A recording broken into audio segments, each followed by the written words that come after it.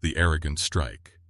Commander Vexthala of the Nexari Empire stood before the massive viewport of the flagship Stellar Dominion, watching the distant blue-white star that the humans called Kepler 442. The star system had become an annoyance, a persistent itch that demanded scratching.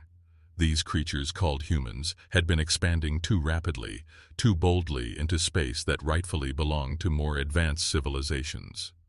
The Nexari had ruled this sector of the galaxy for over 3,000 years. Their crystalline ships, powered by contained stellar energy, had brought order to dozens of primitive species. Most learned quickly to accept their place in the cosmic hierarchy. The humans, however, seemed remarkably slow learners. Vexthala's 4 arms moved in complex patterns across the control interface, his silver-blue skin rippling with bioluminescent patterns that conveyed his growing irritation. Through the neural link that connected all Nexari to their ships, he felt the vessel's agreement with his emotions. The Stellar Dominion was eager for action. "Status report on the human settlements," Vexthala commanded, his voice carrying the harmonic undertones that marked him as nobility among his people. Sub-Commander Rylin, her younger crest still showing the bright colors of inexperience, stepped forward. "The humans have established 17 colonies across 4 star systems, Commander. Their largest installation is New Geneva Station in the Kepler 442 system. Intelligence suggests they are using it as a research facility and supply depot." "Research into what?" "Advanced propulsion systems, sir. Our scouts report they have begun experimenting with quantum fold drives, primitive attempts, but concerning nonetheless." Vexthala's crest darkened to a deep purple, the Nexari equivalent of a frown. Quantum fold technology was restricted to species that had proven their worthiness through centuries of peaceful cooperation with the Empire. These humans had been in space for less than 50 of their short years, yet they dared to reach for technologies far beyond their understanding. "How many humans inhabit this New Geneva Station?" "Approximately 12,000, Commander. Mostly scientists and support personnel, along with their families." Families. The word tasted bitter in Vexthala's mouth. The humans' habit of bringing their offspring to frontier installations was both touching and foolish. It showed either remarkable confidence or stunning ignorance of the dangers that lurked between the stars. Elder Zoran, ancient even by Nexari standards, moved closer to the viewport. His presence was felt rather than seen, a weight of wisdom and caution that had guided the Empire for longer than some civilizations had existed. "Commander, perhaps a warning would suffice. These humans appear to be intelligent. They might respond favorably to proper guidance." Vexthala's response was swift and dismissive. "Elder, with all respect for your wisdom, these creatures understand only strength. They have ignored our territorial markers, dismissed our diplomatic warnings, and continued their reckless expansion. A demonstration is required." The Elder's ancient eyes, clouded with age but still sharp with intelligence, studied the younger commander. "And what form will this demonstration take?" "Complete destruction of their primary installation. Clean, efficient, unmistakably our work. They will understand that some boundaries must not be crossed." Far below in the civilian quarters of New Geneva Station, Dr. Elena Rodriguez was conducting her morning routine with the kind of methodical precision that had made her one of Earth's leading experts in xenobiology. The irony that she was about to become the subject of alien attention was lost on HFY as she prepared for another day of analyzing mineral samples from the system's outer planets. The station hummed around her with the comfortable sounds of human activity. Children's laughter echoed from the education decks, while the gentle vibration of the main engines provided a steady heartbeat that had become as familiar as breathing. Elena had called New Geneva home for 3 years now, and she couldn't imagine living anywhere else. Her research terminal chimed softly, displaying the daily communications burst from Earth, messages from family, scientific journals, news updates from the home system. She smiled as she read a message from her younger brother, now serving aboard the exploration vessel Pioneer's Dream. The human race was spreading across the stars faster than anyone had dared hope, and Elena felt privileged to be part of that magnificent expansion. The proximity alarms began wailing without warning. Elena's head snapped up from her terminal as emergency lights bathed the laboratory in pulsing red. Through the reinforced viewports, she could see something that shouldn't exist. Massive shapes were emerging from the empty space near the station, ships unlike anything in human databases. They were beautiful and terrible, resembling vast crystals that had learned to fly among the stars. All personnel, this is Commander Patricia Santos. We have unidentified vessels approaching the station. This is not a drill. All civilians report to emergency stations immediately. Elena's hands shook as she secured her research data. The protocols were clear and had been drilled countless times, but no one had ever expected to use them. New Geneva was a civilian research facility in a system that had shown no signs of hostile life. The very idea of an attack seemed surreal. The first energy beam struck the station's outer ring without warning.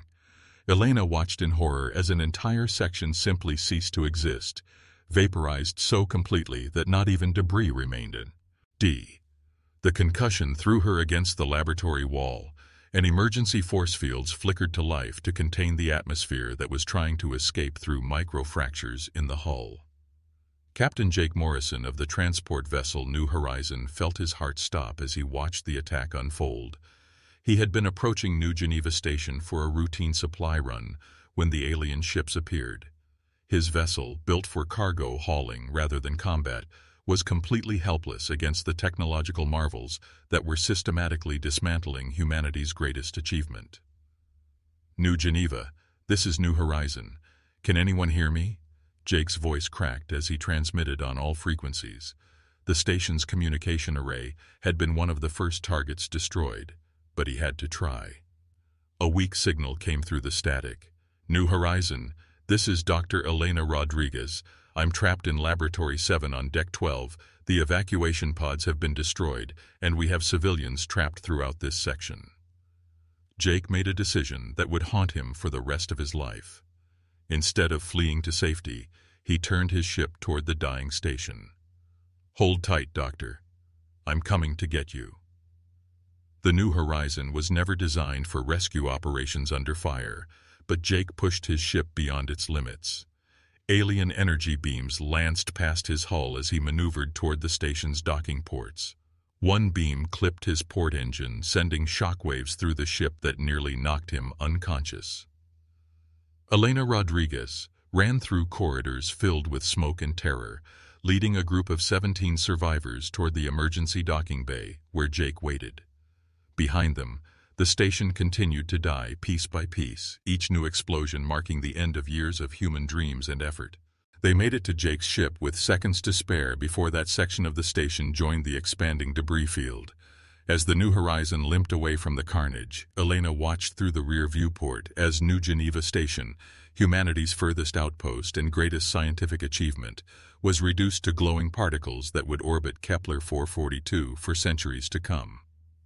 Aboard the Stellar Dominion, Commander Vexthala observed the destruction with satisfaction. The human installation had been eliminated with minimal expenditure of resources, and any survivors would carry word of Nexari power back to their homeworld. The demonstration had been perfect in its efficiency. Commander, Subcommander Rylin reported, long-range sensors detect several human vessels fleeing the system. Should we pursue and destroy them? Vexthala considered the question briefly. No, let them run. They will carry our message to their leaders. The humans will understand that they have reached the limits of acceptable expansion. Elder Zoran watched the debris field that had once been a thriving human settlement, his ancient heart heavy with foreboding. In his long life, he had seen many species receive such lessons from the Empire. Most learned to accept their limitations and find their place in the established order. But something about these humans felt different. Their rapid technological advancement, their fierce independence, their willingness to risk everything for the sake of exploration. These were not the traits of a species that would submit easily to external control. Commander, the elder said quietly, I fear we may have made a grave error today. Vexthala's confidence was absolute.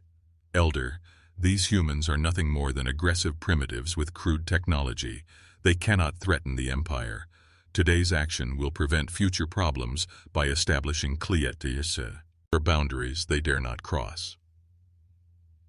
As the Nexari fleet departed the Kepler 442 system, Leaving behind only destruction and the fading heat signatures of their weapons, they carried with them the conviction that they had solved a minor problem with typical Nexari efficiency. They had no way of knowing that they had just made the most dangerous enemy in their empire's long history. The survivors who escaped the massacre would carry more than just word of Nexari power back to Earth. They would carry something far more dangerous. The burning determination of a species that had just learned it was not alone in the universe, and that the neighbors they had finally met were not interested in friendship. The awakening response. 6 months after the New Geneva massacre, as history would remember it, Earth had transformed into something that would have been unrecognizable to previous generations. The blue-green world that had once been divided by petty national boundaries and corporate interests now pulsed with a unified purpose that transcended all previous human experience. In the depths of Cheyenne Mountain, General Sarah Chen stood before a holographic display that showed the deployment of humanity's response to the Nexari attack.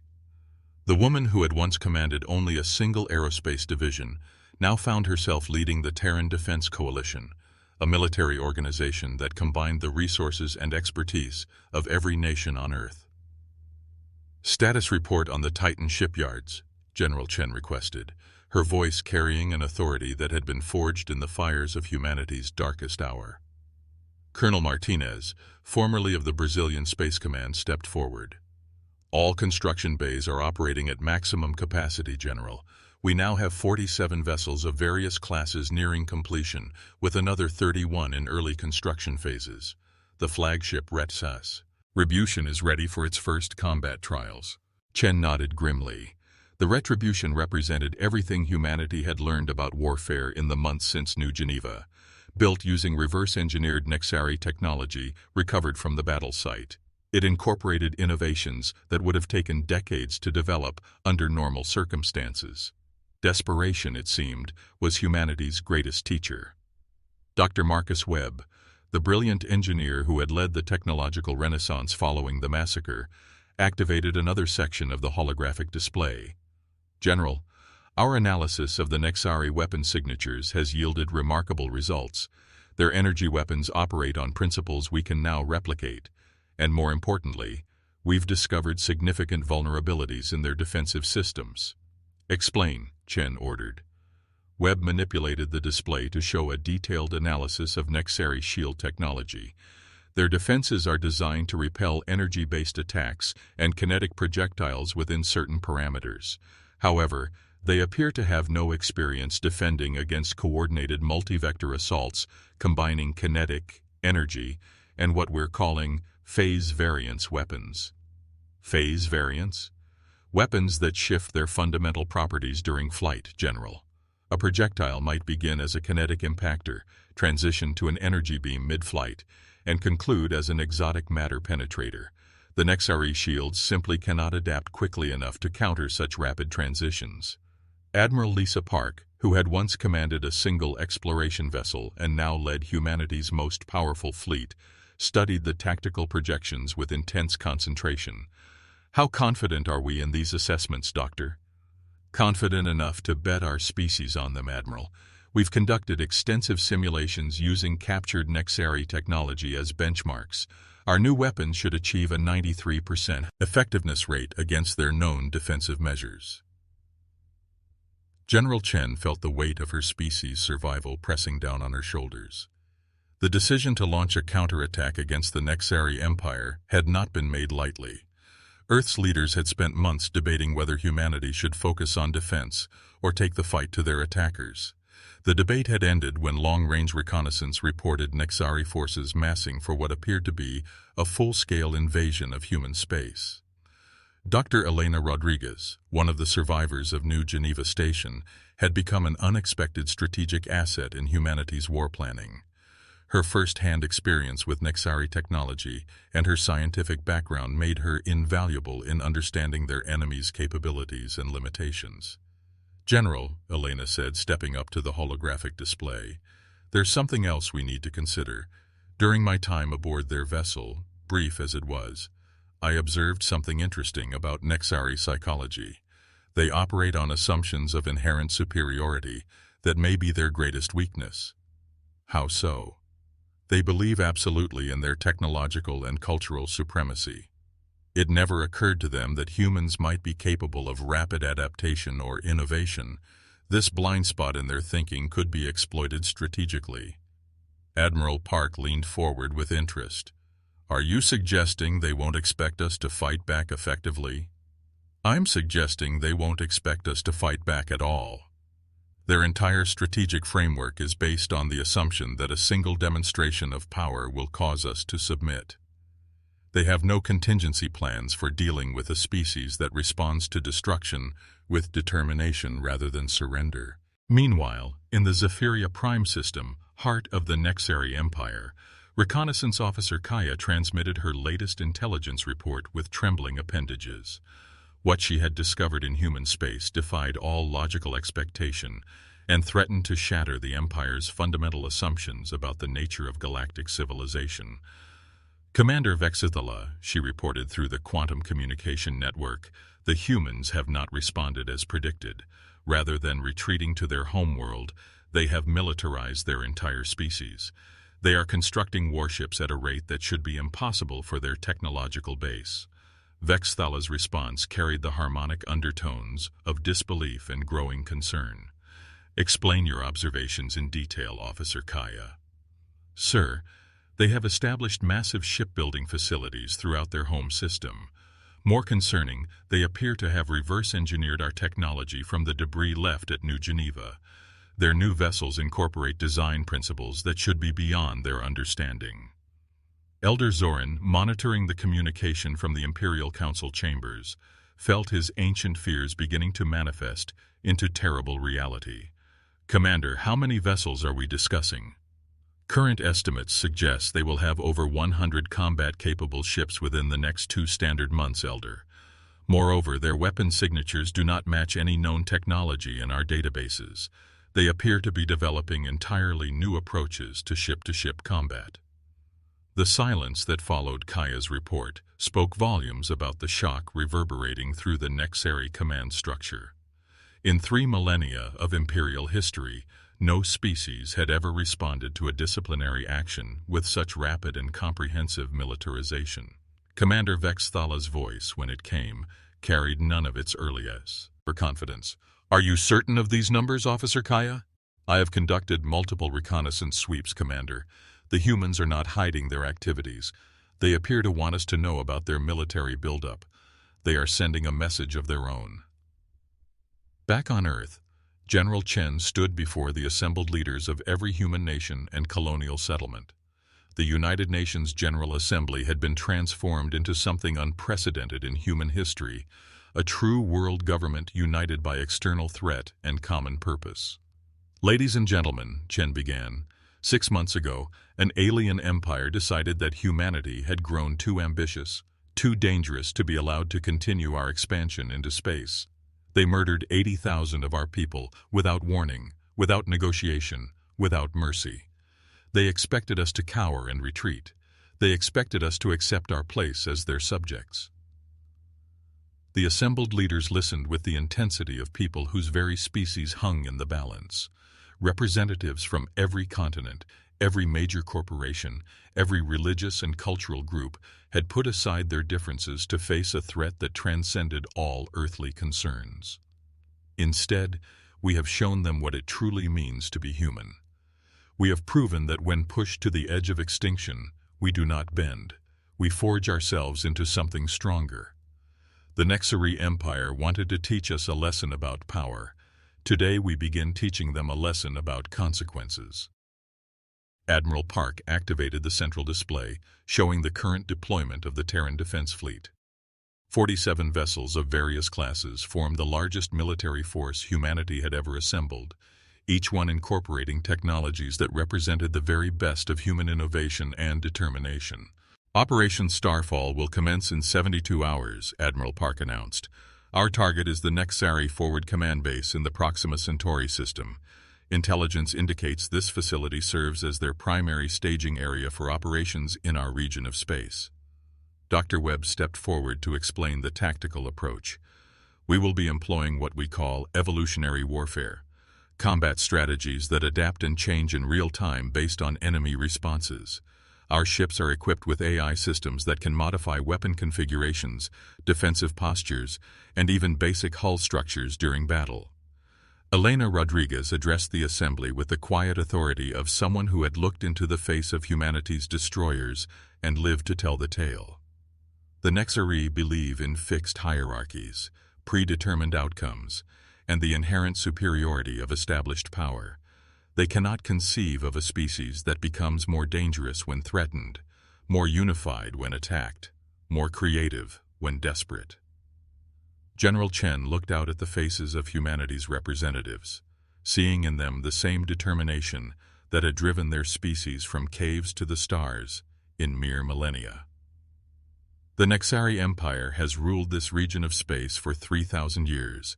They have forgotten that civilizations, like individuals, can die when they become too comfortable, too arrogant, too certain of their own invincibility.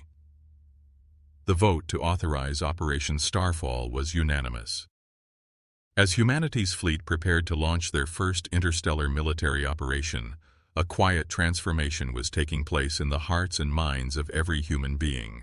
The species that had once been divided by race, religion, nationality, and ideology had found something more powerful than any force that had ever separated them, a common enemy and a shared determination to prove that humanity's greatest strength lay not in their technology or their weapons, but in their refusal to accept defeat. The Nexari Empire had awakened something in humanity that they could not understand and could not predict. They had created an enemy unlike any they had faced in their long history of galactic dominance.